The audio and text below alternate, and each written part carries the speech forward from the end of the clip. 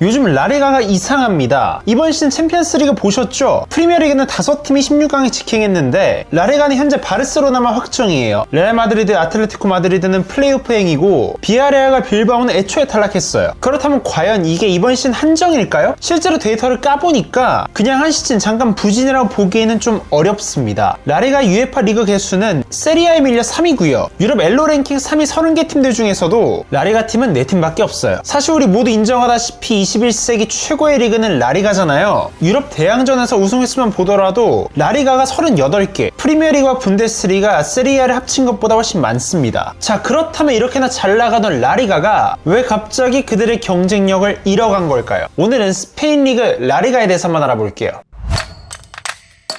자, 이번 시즌 겨울 이적 시장부터 볼게요. 이번 겨울 라리가 전체 팀들의 지출이 약 1,300억이었거든요. 그런데 이게 지금 5대 리그 중 최하위였습니다. 그런데 더 충격적이었던 건 이 1,300억이 브라질 리그, 미국 MLS, 그리고 사우디 리그보다도 낮았다는 거예요. 그리고 지난 여름은 더 충격적이었죠. 라리가의 총 지출이 프리미어리그의 6분의 1 수준이었다고요. 프리미어리그의 승격팀 썬더랜드가 여름에 1억 파운드 이상을 썼거든요. 그런데 이게 사실상 라리가의 3인자 아틀레티코 마드리드보다도 훨씬 많이 쓴 거예요. 자, 근데 보통 모두들 이렇게 말하잖아요. 그래도 라리가에는 레알 바르셀로나 있잖아요. 근데 여러분, 그 두 팀도 예전에 비해서 돈을 막 쓸 수 있는 상황은 절대 아닙니다. 바르셀로나는 아직도 재정 압박에 크게 시달리고 있고요. 여전히 금융 부채만 2조 원 수준이라고 해요. 그러니까 매 시즌 다니 올모도 그렇고 선수 등록 때마다 문제가 나오는 거잖아요. 쓸 수 있는 돈이 매년 빡빡하니까. 그리고 레알 마드리드도 마찬가지입니다. 베르나베우 경기장 리모델링 투자로 인해서 대출 이슈가 계속 있어요. 게다가 경기장 수익화 핵심으로 봤던 이 대형 이벤트들 있잖아요. 콘서트나 각종 스포츠 경기들. 이게 지금 소음 이슈로 삐걱거린다는 보도도 있었어요. 그러니까 지금 라리가는요, 레알 바르셀로나조차 여유가 있는 상태는 아니라는 거예요. 그럼 레알 바르셀로나가 이 정도인데 그 밑에 팀들은 실상 더 심하겠죠. 이번 여름만 봐도 셀타베고의 유망주 페르 로페스, 비아레알 유망주 에레미 피노. 좀 잘하나 싶으니까 바로 PL이 데려갔죠. 근데 비아레알은 지금 피노만 나간 게 아니라 파우토레스, 니콜라스 잭슨, 추쿠에제 한 시즌 반짝하면 바로 나가는 거예요. 심지어는 유로파 우승시킨 에메리 감독까지 아스톤빌라로 갔죠. 지로나도 돌풍으로 리그 3위까지 갔었는데 시즌 끝나니까 공중분해되듯이 핵심들이 빠져나갔잖아요. 그리고 소시에다드도 마찬가지예요. 뭐 이삭, 메리노, 수비맨디, 에이스들은 다 빠졌습니다. 그리고 이게 지금 프리미어리그와 라리가의 근본적인 차이라는 거예요. 프리미어리그는 중위권 팀들도 돈이 있으니까 선수 팔아도 그 돈으로 다시 메꿀 수 있는데 라리가는 그 구멍을 메꾸기가 지금 쉽지 않은 겁니다. 그래서 페레즈 회장이 맨날 이대로는 다 망해요. 우리 진짜 슈퍼리그 해야 된다니까요? 이 얘기 꺼내는 게 단순히 엔터테인먼트적인 요소가 아니라 진짜 지금 라리가가 망해가고 있는 거예요. 자, 그렇다면 라리가는 언제부터 왜 세계 최고의 리그에서 밀리기 시작했던 걸까요?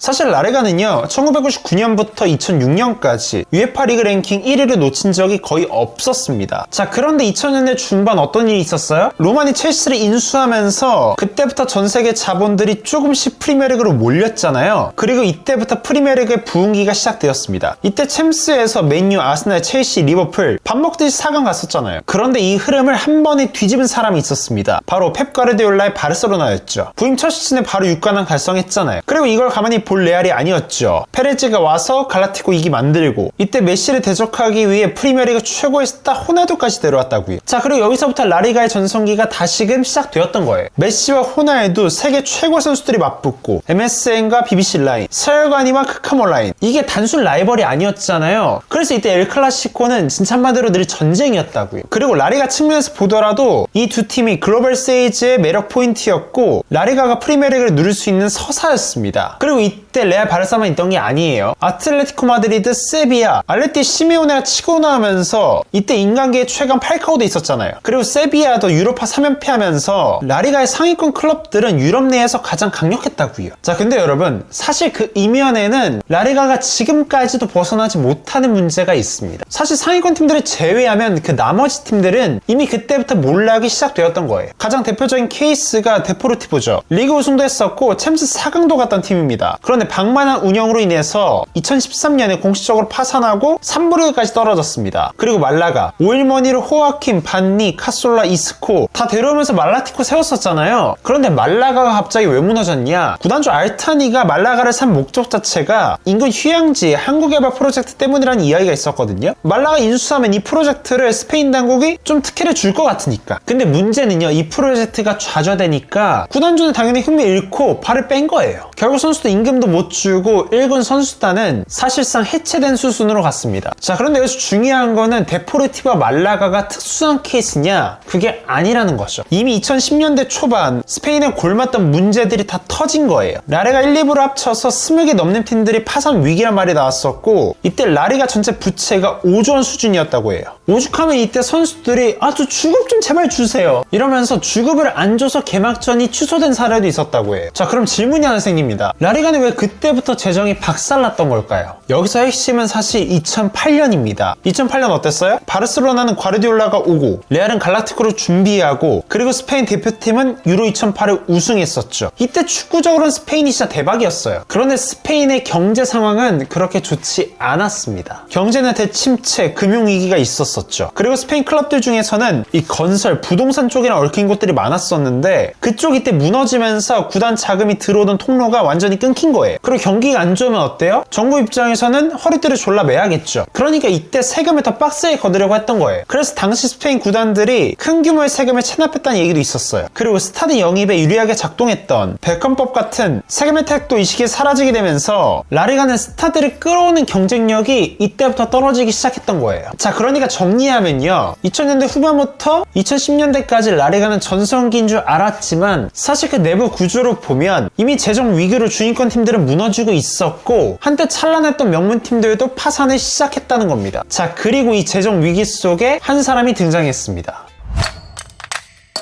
2013년 라리가의 신임 회장으로 테바스가 부임했습니다. 그래서 테바스가 오자마자 뭘 했냐? 2015년부터 라리가 중계권을 공동 판매로 바꾸면서 수입을 늘린 거예요. 그리고 이때부터 구단에 엄격한 셀러리 캡을 도입했습니다. 이 셀러리 캡의 중요한 원칙이 뭐냐면, 야, 니네가 돈 번 만큼만 선수들 연봉 주는데 써, 이거예요. 심지어 재정이 좀 불안한 팀은 일단 파산하면 안 되잖아요. 그러니까 수입의 4분의 1만 쓰도록 이 강제 저축 제도까지 만든 거예요. 자, 여기까지만 보면 테바스 잘한 거 아니에요? 맞아요, 잘하고 있었어요. 근데 문제는요, 이때 코로나가 터진 거예요. 라리가는 시즌 시작 전에 셀러리 캡을 적용합니다. 그런데 코로나가 언제 터졌어요? 19-20 시즌 중간에 터졌잖아요. 그러니까 당연히 경기는 무관중으로 했었고요. 자, 그러면 관중 수익이 통째로 날아가니까 구단의 수익이 폭락합니다. 그리고 라리가가 피해가 다르게 중계권 수익이 엄청 높은 리그도 아니잖아요. 근데 심지어 이때는 프리미어리그나 UEFA가 재정 규정들에 있어서 한시적 예외 기간을 뒀었어요. 아니, 고정 수입이 안 들어오니까 야, 그래, 일단 니네 살긴 해야지 숨통을 튀어준 거예요. 근데 여기서 테바스는 뭐라 그랬냐? 우리 라리가는 그런 거 없어. 코로나? 예외 없지. 수익 줄었으면 그거 그대로 반영했었어? 이렇게 나온 거예요. 그래서 메시가 바르셀로나에서 주급을 50%나 깎았는데도 바르셀로나가 메시를 잡지 못한 이유, 바로 이 셀러리 캡 때문이었죠. 자, 그러니까 코로나 이전에는 이 셀러리 캡이 건강한 다이어트였다면 코로나 이후부터는 강제 단식이 된 겁니다. 그러다 보니까 라리가 중위권 팀들이 왜 지금 에이스들을 계속 팔아요? 라리가 셀러리 캡에 일단 맞추려면 수입을 확보해야 되는 거예요. 그걸로 나머지 선수들 연봉 줘야 되니까. 특히 지금 세비야가 이것 때문에 고통받고 있거든요. 세비야는 재정이 불안하고 셀러리 캡 때문에 선수를 계속 판매해야만 합니다. 근데 선수 팔면 전력이 악화되죠. 전력이 악화되면 성적이 떨어지죠. 그래서 성적이 떨어지면 다시 수익이 악화됩니다. 이게 완벽한 악순환 고리인 거예요. 그런데 여기서 더 무서운 게 뭔지 아세요? 바로 골드만삭스나 CVC 같은 외부 계약도 지금 라리가가 묶여 있다는 겁니다. CVC가 뭐냐면요, 코로나 때 라리가 팀들이 힘드니까 외부 투자자들이 당장 쓸 돈을 좀 넣어줬습니다. 근데 그냥 넣어주지 않았겠죠? 대신에 무려 40년 동안이나 앞으로의 미래 중계권료 수익의 10%를 투자자들이 가져가는 구조예요. 그러니까 지금 숨통은 튀어주는데 네 미래 수익은 담보로 할게. 그런데 세비야는 여기서 지속적인 유럽 대항전 출전까지 조건으로 걸었습니다. 왜요? 유럽 대항전 못 나가면 투자금 회사가 좀 불안할 것 같으니까 투자자들이 안정장치를 단 거예요. 그런데 현실은 반대가 됐죠. 셀러리 캡 때문에 선수를 팔고, 그러면 당연히 전력이 떨어지니까 지금 2시즌 연속 유럽 대항전에 못 나가고 있습니다. 그러면 어떻게 되겠어요? 중계권료, 매치데이 수익이 다 다 떨어지고 결국 지금 구조조정까지 들어갔다는 겁니다. 그런데 테바스가 진짜 문제인 건 또 고집은 엄청 부려요. 지금 라리가의 노니우 쿼터는 그대로 유지하고 있죠. 라리가는 기본적으로 비유럽 선수 등록이 3명으로 제한되잖아요. 그런데 이게 지금 더 왜 문제냐, 가뜩이나 셀러리 캡 때문에 돈을 잘 못 쓰는데 지금 여기 노니우 쿼터까지 있다 보니까 데려올 수 있는 선수들 자원들이 너무나 한정적인 거예요. 그래서 지금 라리가 팬들이 테바스를 어떻게 보냐, 이 융통성 없는 원칙주의자, 리그의 경쟁력을 계속 갉아먹고 있다고 비판하는 겁니다.